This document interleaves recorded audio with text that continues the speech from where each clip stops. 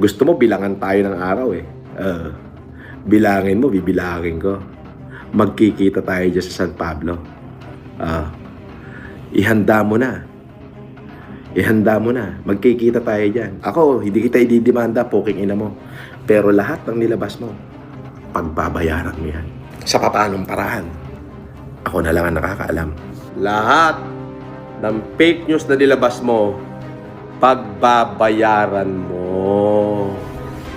Promise. Pagbabayaran mo lahat yan. Tutuspukin kita. Within 5 days, gugunawin ko si Makagago.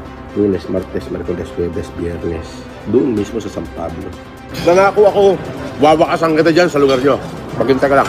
Pero sa Biyernes, pagpunta ko dyan, magkakaalaman tayo, gago ka. 4 na araw na lang natitira. Kasi usapan yun eh. Di ba sabi ko sa SOCMED, 5 araw. Paiiyakin ko si Ogag. Basta sabi ko 5 araw. May hanggang Biyernes pa. Ang dami mag-iiyakan nito. Oo. Tuloy ka ba sa San Pablo? Tuloy na tuloy. Promise. Sabi ko sa inyo, si Ogag, ihahatid ko yan. Ako maghahatid dyan. Kahambugan today, iyak later. Aatungal yan, promise. Yan ang sigurado ko, 1,000,000%. Iyohoyo ko to, no? Shoot na sa kahon to. Ako, pag ako nagsabi, mangyayari!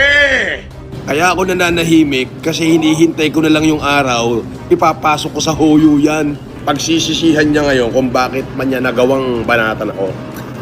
Kaya lang, huli na. Ipapasok ko na siya sa hoyo. Abangan niyo yan. Idol ng oras bukas, depende. Basta sinabi ko, Biyernes yan. Darating ako with kasamang posas. Yay, pangako ko na yan. Oo, pangako yan.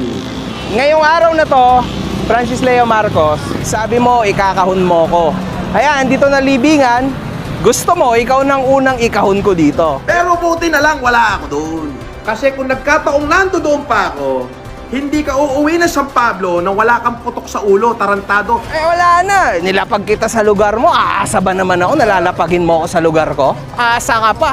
Ogag, here I come. Nasa biyahe na ako. Pag sinabi kong Friday, Friday. Hintayin mo na ako dyan.